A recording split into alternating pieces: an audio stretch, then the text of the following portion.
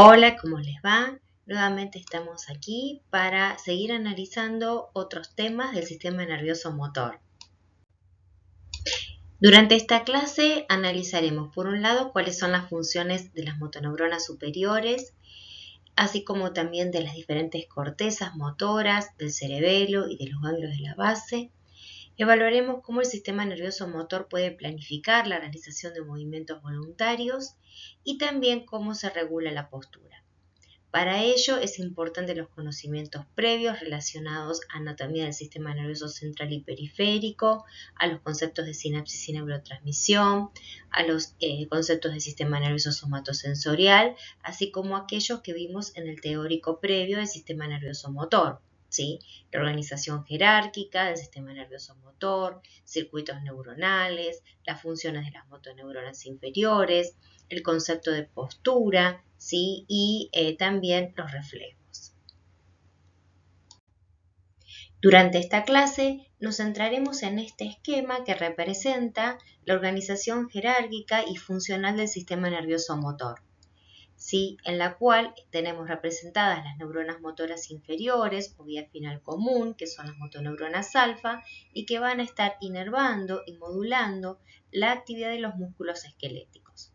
A su vez, estas neuronas motoras inferiores se encuentran moduladas a través de interneuronas o directamente por neuronas motoras superiores, cuyos somas se encuentran en las cortezas motoras, que tienen la función de planificar, iniciar y dirigir la realización de movimientos voluntarios, así como también de neuronas motoras superiores, cuyos somas se encuentran en el núcleo rojo, en los núcleos vestibulares, en el colículo superior, en la formación reticular, y que están involucradas principalmente en la realización de movimientos básicos y en el control de la postura.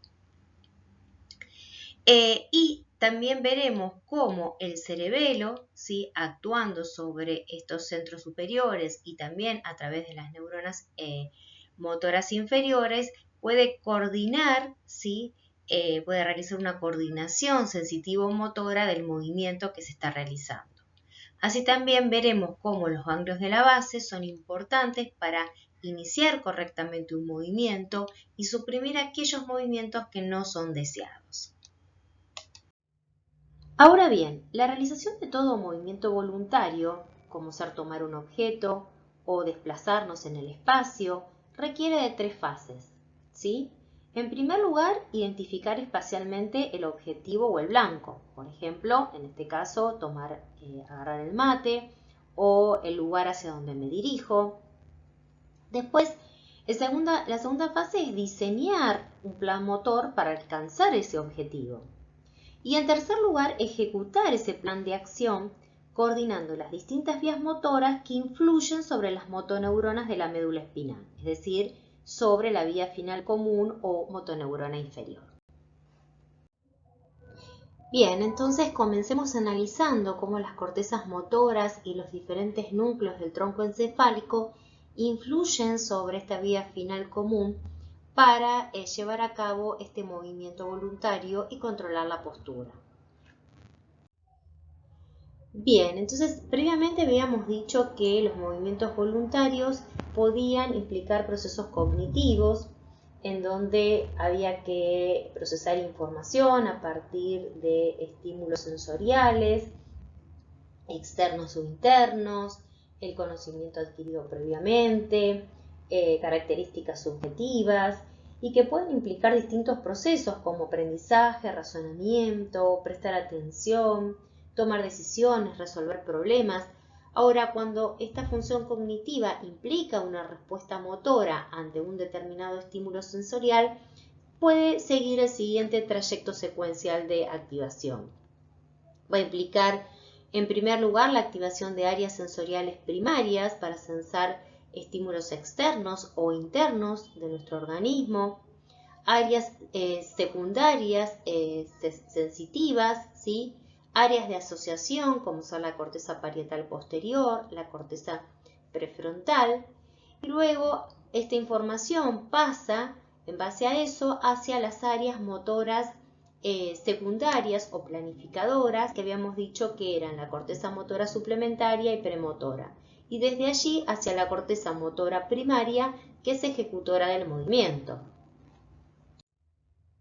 Entonces, retomando los conceptos, la información somatosensorial va a llegar a esta área somatosensorial primaria, ¿sí? Así como, por ejemplo, la información propioceptiva, la información sobre la temperatura, sobre información táctil tanto epicrítica como protopática, y la misma va a ser enviada hacia otra corteza que es la corteza parietal posterior, la cual también puede recibir información de otras áreas sensoriales como ser la visual, la auditiva, ¿sí?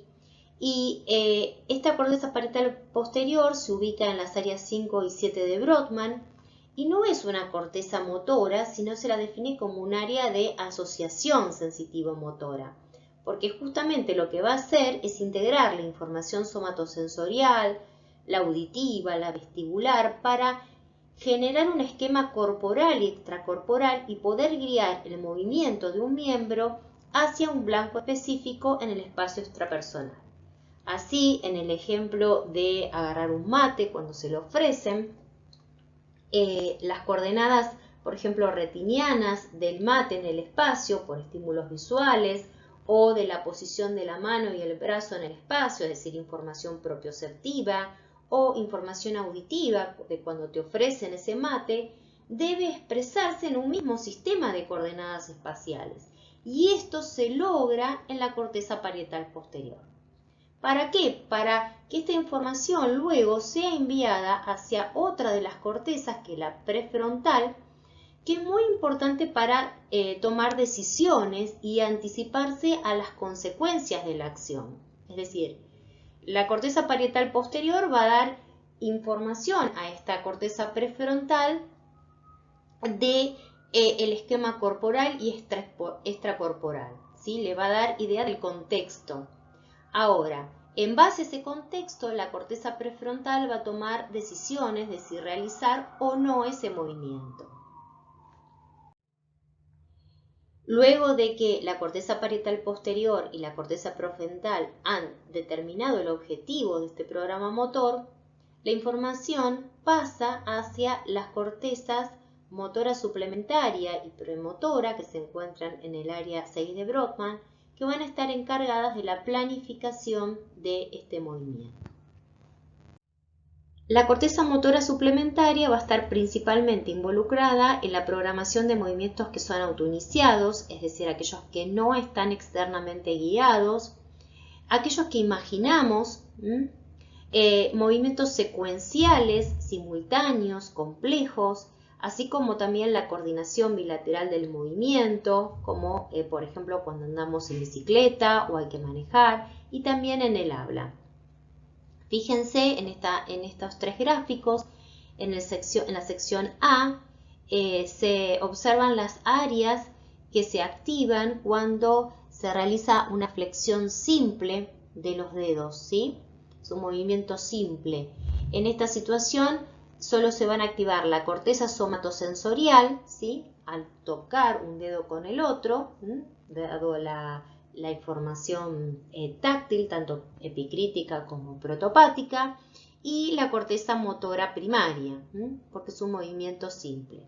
Ahora, cuando realizamos una secuencia de movimientos con los dedos, ¿sí? Tocando el pulgar con el resto de los dedos, vemos que previo a la activación de la corteza motora primaria se activa la corteza motora suplementaria, ¿sí?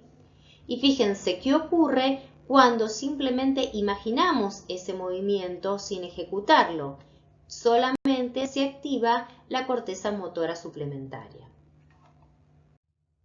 Por otra parte, el área premotora va a estar implicada en la programación de movimientos que ahora sí son desencadenados por acontecimientos sensoriales externos, ¿sí? Es clave para los movimientos de orientación hacia un blanco. Por ejemplo, como vimos antes, agarrar un objeto como el mate. Fíjense en este esquema en donde cómo es la actividad de los potenciales de acción de las neuronas de esta área, cuando un mono se lo enfrenta a un tablero. Inicialmente no hay ningún estímulo de color, es una descarga basal de potenciales de acción. ¿Y qué pasa cuando se prende en este tablero esta luz roja? Fíjense, la descarga de potenciales de acción del área premotora aumenta. Y eso lleva a que el individuo pueda planificar el movimiento para dirigir, en este caso su mano, hacia el objeto. Entonces, repasando lo discutido hasta el momento, aquellos movimientos que tienen una referencia extrapersonal, como ser dirigir la mano hacia un blanco, van a implicar, en primer lugar, la activación de la corteza parietal posterior y luego de la corteza premotora.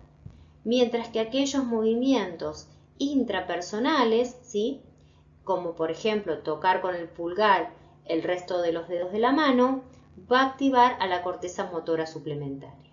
Esta información sobre el plan motor es enviado luego hacia la corteza motora primaria, que no es una estructura planificadora, sino que es la responsable de la ejecución del plan motor.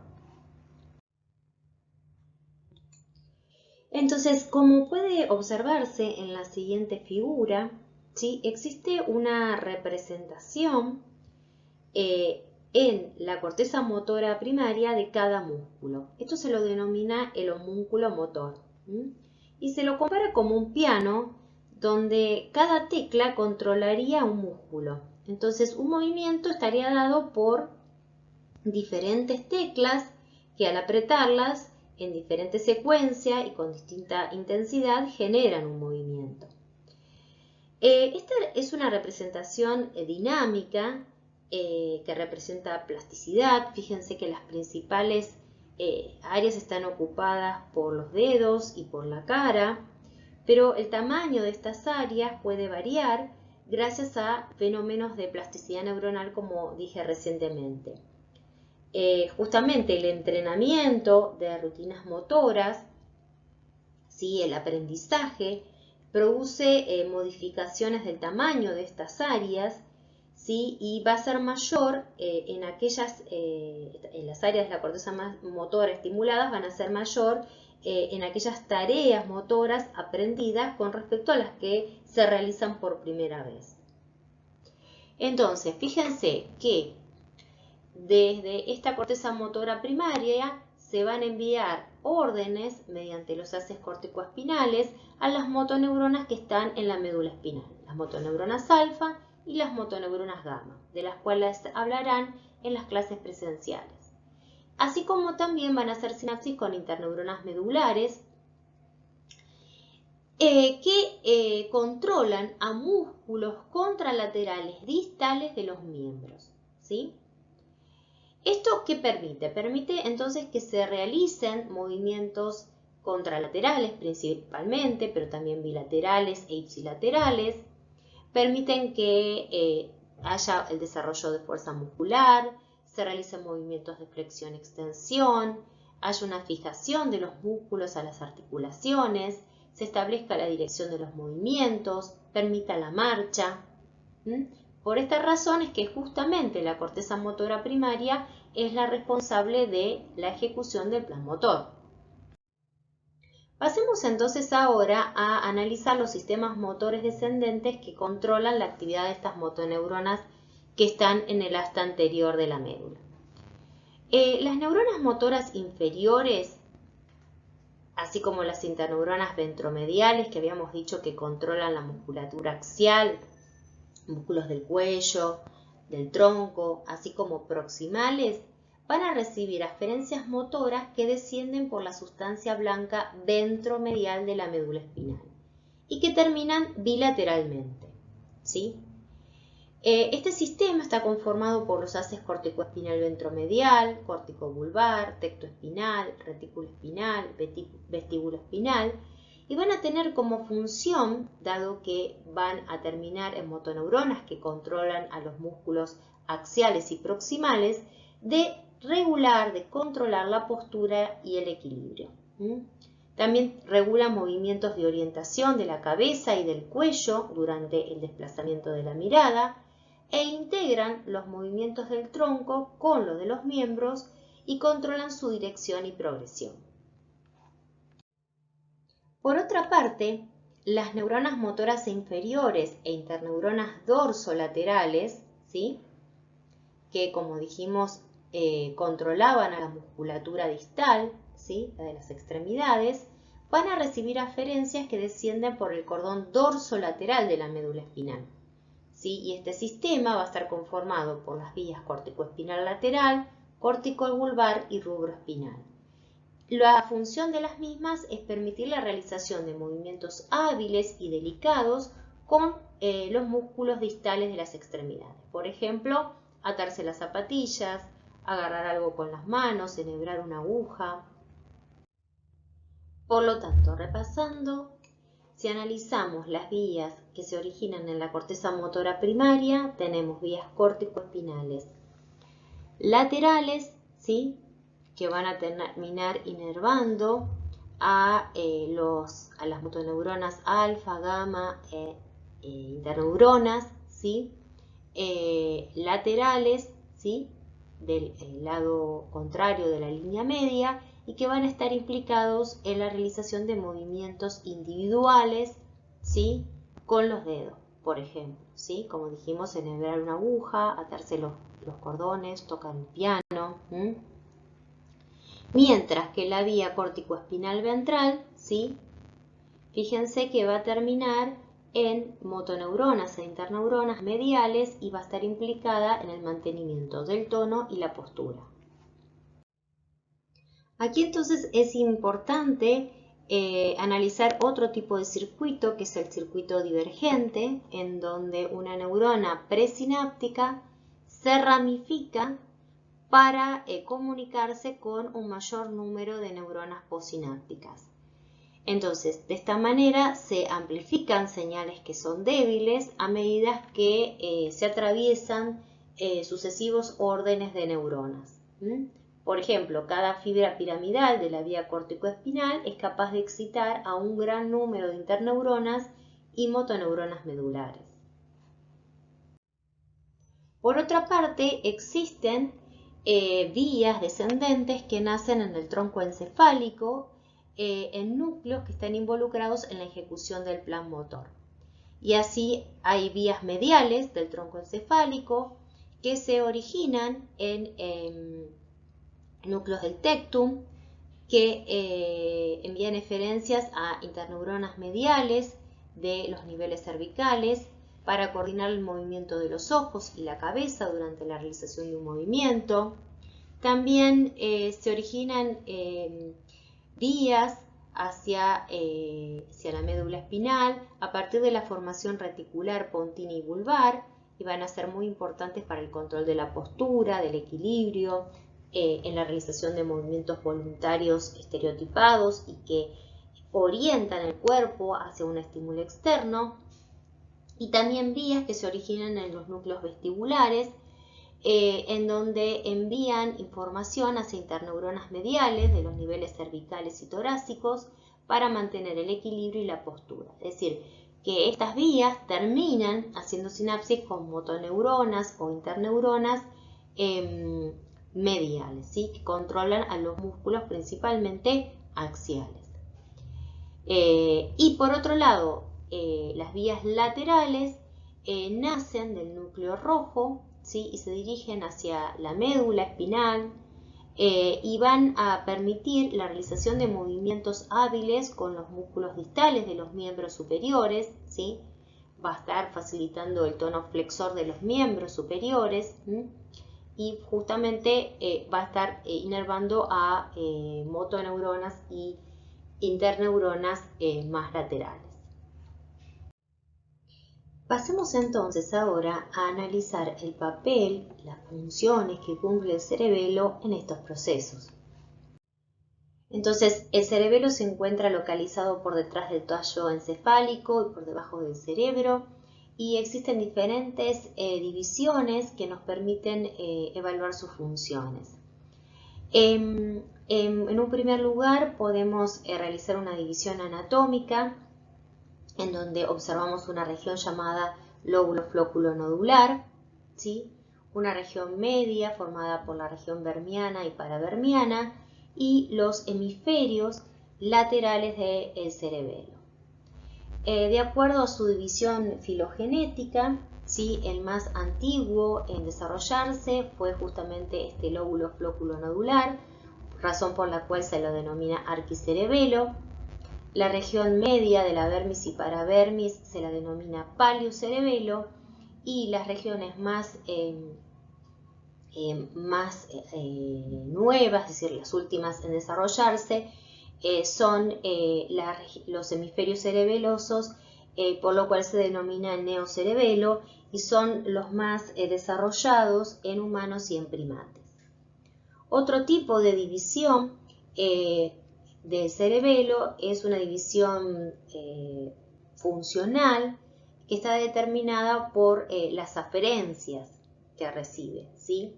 Así, por ejemplo, este arquicerebelo o lóbulo flóculo nodular también se lo denomina vestíbulo cerebelo porque va a recibir aferencias de los núcleos vestibulares. La región vermiana y paravermiana también se lo denomina espinocerebelo porque recibe aferencias de la médula espinal, y el neocerebelo también se lo denomina cerebrocerebelo porque recibe aferencias de las cortezas motoras. Finalmente, otro tipo de división es una división que está basada en las eferencias cerebelosas, es decir, las tres divisiones funcionales, ¿sí? Del cerebelo proyectan hacia núcleos cerebelosos y los núcleos vestibulares correspondientes, los que a su vez proporcionan aferencias hacia diferentes circuitos neuronales que van a gobernar diferentes aspectos del control motor. Así, por ejemplo, el vestíbulo cerebelo envía, ¿sí? Eferencias hacia los núcleos vestibulares y estos hacia neuronas motoras inferiores en la médula espinal y el tronco del encéfalo, y por lo tanto va a ser importante para mantener el equilibrio y generar una regulación vestibulo-ocular.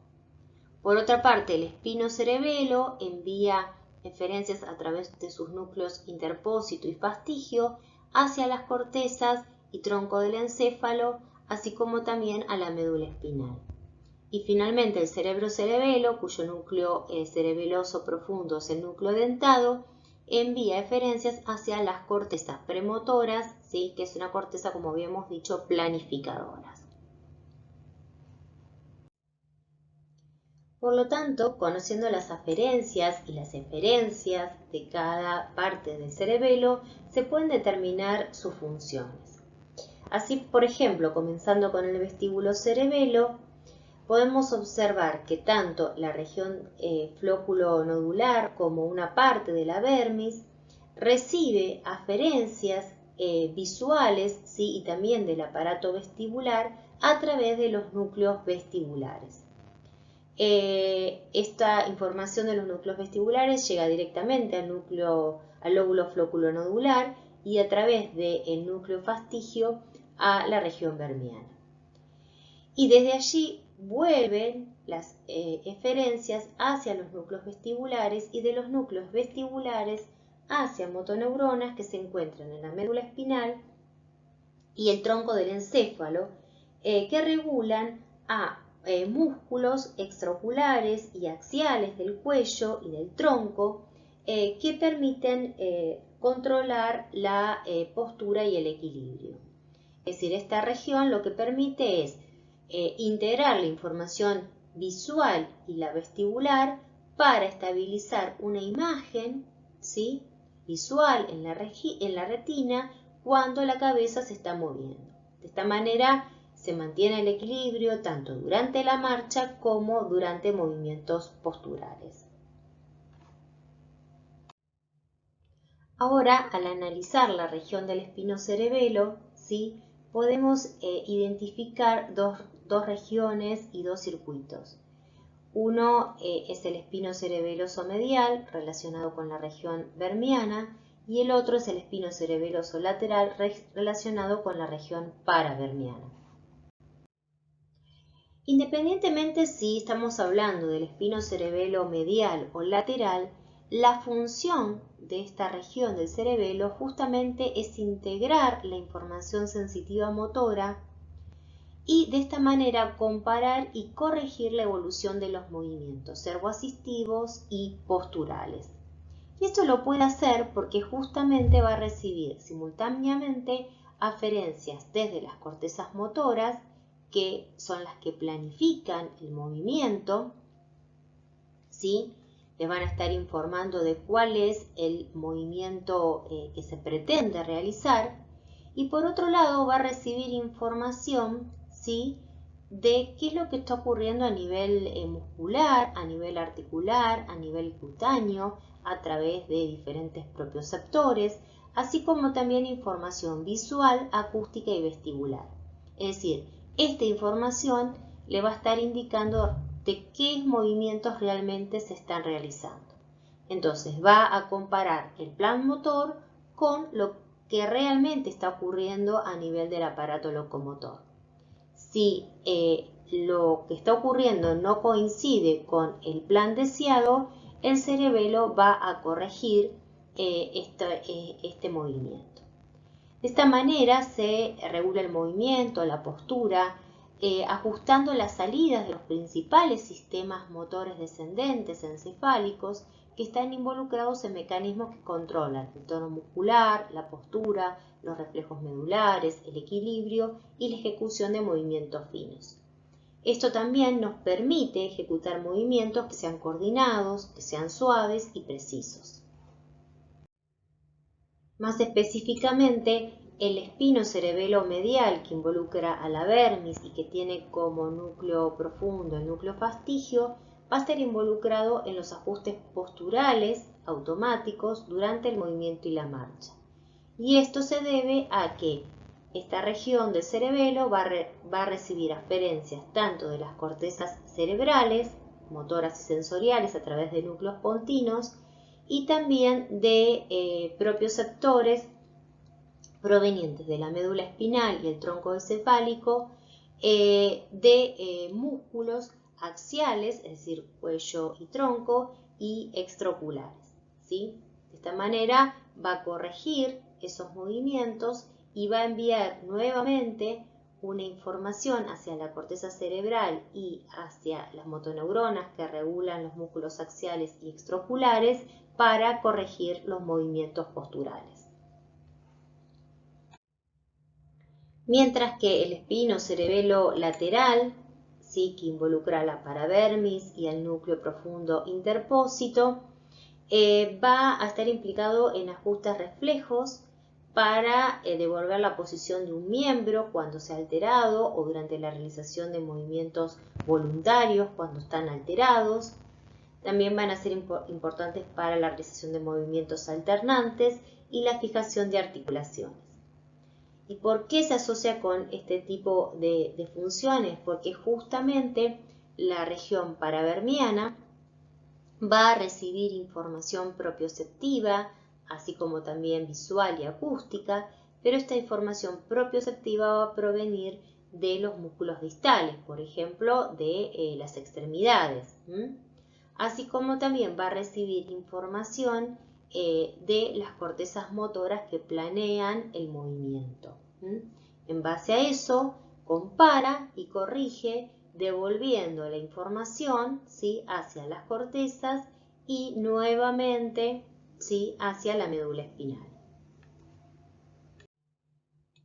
Finalmente, el cerebro-cerebelo tiene una función principalmente planificadora. ¿Y por qué planificadora? Porque fíjense que el mismo no recibe información sensorial cruda, ¿sí?, sino que justamente el circuito entre aferencias y eferencias se da con la corteza cerebral.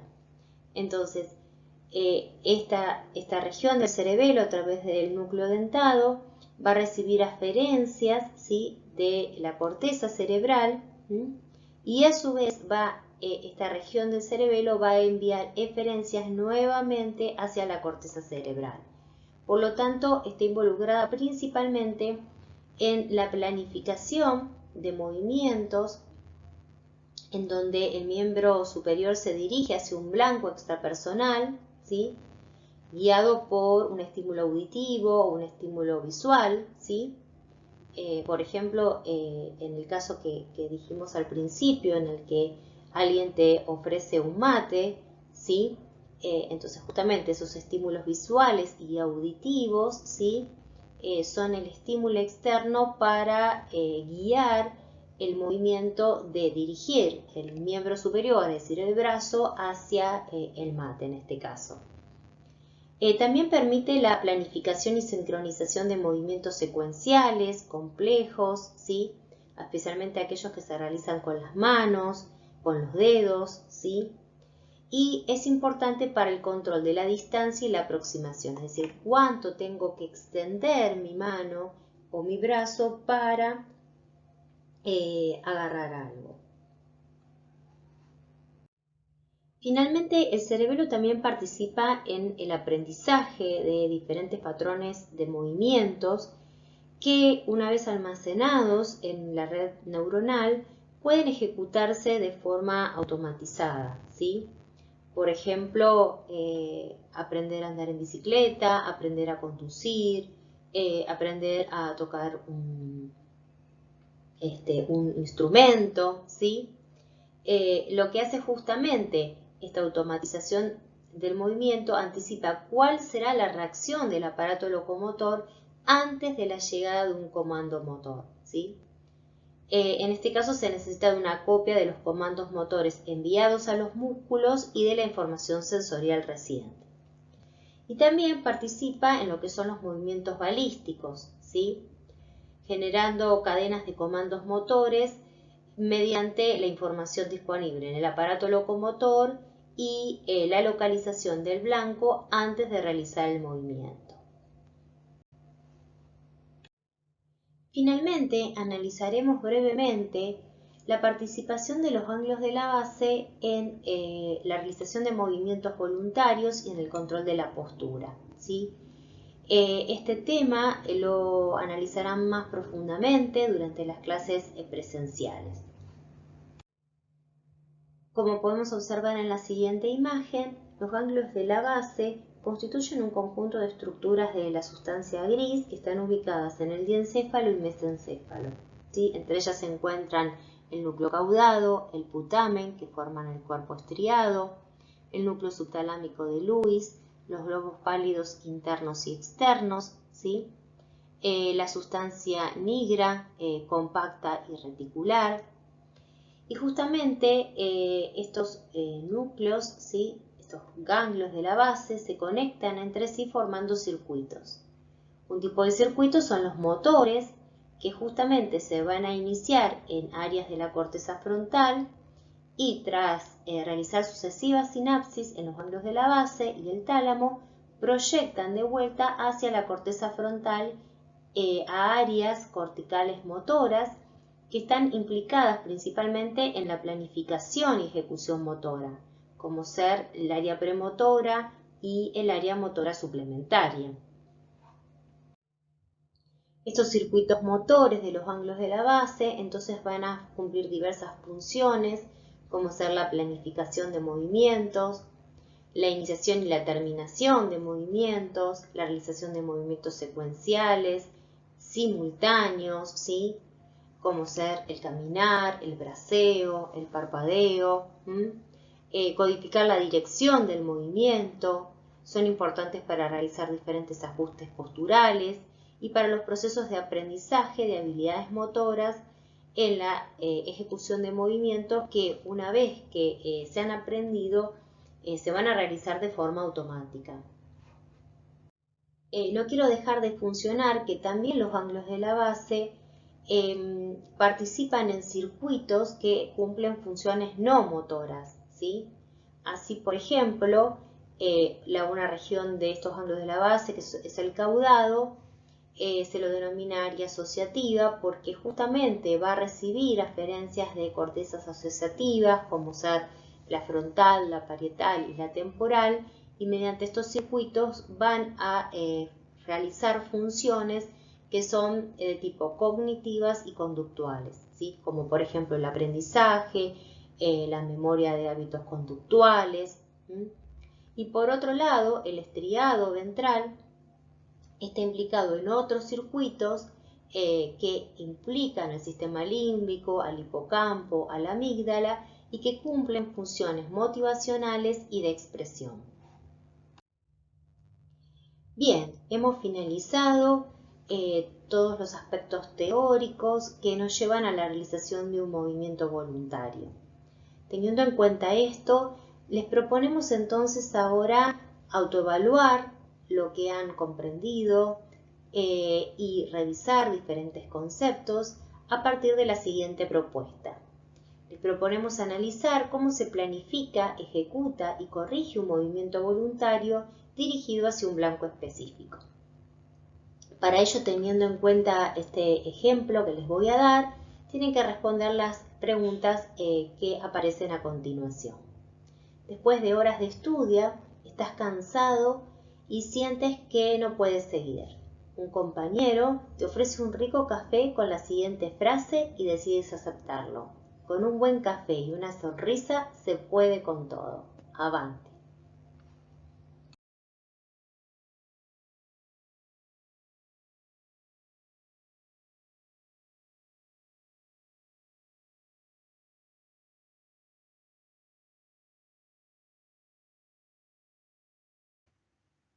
Les dejo aquí la bibliografía que utilicé para preparar esta clase y que pueden consultar. Y los espero en la clase de consulta para discutir estos temas y las dudas que tengan. Nos vemos.